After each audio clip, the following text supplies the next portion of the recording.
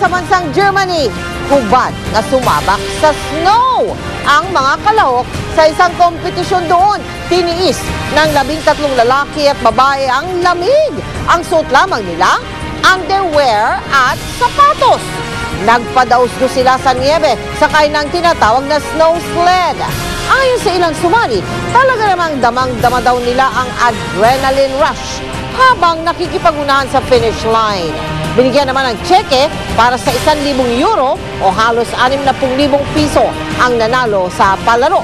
Ikatlong taon na ang ginaganap ang naturang kompetisyon, mahigit 17,000 ang dumalo para lang masaksihan ang palaro.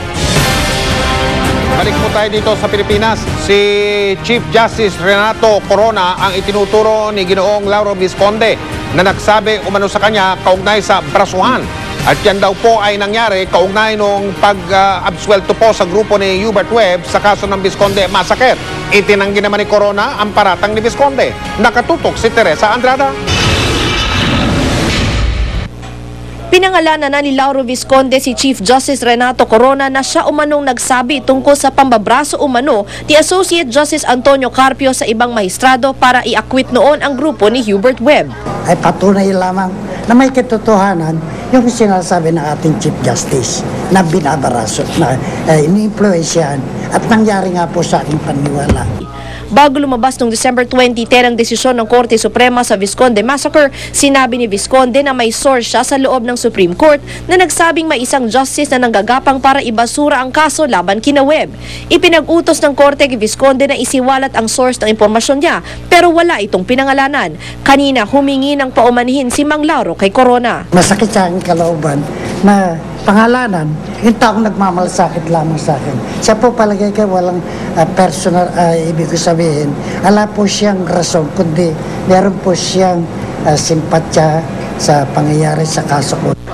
Kinumpirma rin ni VICC Chairman Dante Jimenez na si Corona ang nagsabi ng impormasyon kay Mang Lauro. September 2010, kasama raw siya ni Mang Lauro na bumisita sa lumang opisina ni Corona. Narinig ko ang sinabi ni Justice Corona kay Lauro Visconde na talagang binabraso at iniimpluwensyahan ni Carpio ang kanyang mga kasama para mapawalang sala si Webb. Pero maring itinanggi ni Corona na siya ang source ni Mang Lauro.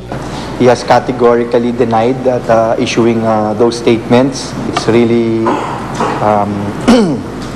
not in his character to say those things. Nakipagkita raw siya kina Visconde at Jimenez noong Hulyo sa pag-aakalang babatiin lang siya ng dalawa sa pagkatalaga nito bilang Chief Justice. Pero tinapos raw agad ni Corona ang pakikipag-usap sa dalawa matapos ibinulalas raw ni Visconde ang sama niya ng loob sa kanya at kay Carpio dahil sa umano'y pagkukonsabahan para i-delay ang resolusyon ng kaso.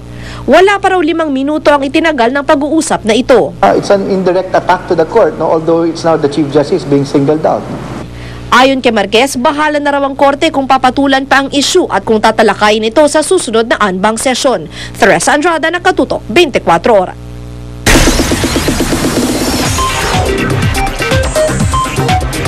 Chika Minute! Humahataw ang career ni Lovie Poe ngayon. Pero kamusta na nga ba siya ngayong malapit ng sentensyahan? Ang nalilink sa kanyang si Congressman Ronald Singson sa Hong Kong. Makichika kay Aubrey Carampel. Happy si Lovie Poe sa nangyayari ngayon sa kanyang career. Maswerte nga raw ang buwan ng Pebrero sa kanya na nagkataong birthday month din niya. Imbes na isang birthday party, ay nag-treat siya ng mga bata sa isang theme park. Successful din ang movie nilang My Valentine Girls, kung saan natupad ang dream niyang makatambal si Richard Gutierrez na siya ring leading man niya sa Captain Barbell. Nag-taping na kami and it's very nice. Ayun, full of love yung umiikot sa amin ni Richard sa Captain Barbell so far. And ayun, sweet and he's like being a superhero talaga. Isa pang araw na project na very excited gawin ni Lovie ay ang remake ng pelikulang Temptation Island, kung saan napapabalita ang makakasama niya sina Marian Rivera at Solen Yusa. Hopefully kung kami-kami nga, it's gonna be cool kasi lahat ng friends ko kasama ko. Hindi naman naiwasang itanong kay Lovie ang tungkol sa nalalapit na pagsentensya kay Congressman Ronald Singson. Pero hanggat maaari, ay ayaw na raw ni Lovie na masangkot pa sa issue. we have a lot of reactions and opinions about this, and people don't really know what I'm feeling and what my real reaction is about this. So, ayun, I'll just keep it to myself. Aubrey Carampel, updated sa Showbiz Happenings. Abangan! Inakay na Philippine Eagle sa Davao. Namatay na. Kalidad ng pagtuturo ng nursing sa bansa, naghihingalo nga ba? At ang exclusive na pagsilip sa tour bus ng Team Ascals. Walang patid na pagtutok dito lang sa 24 oras.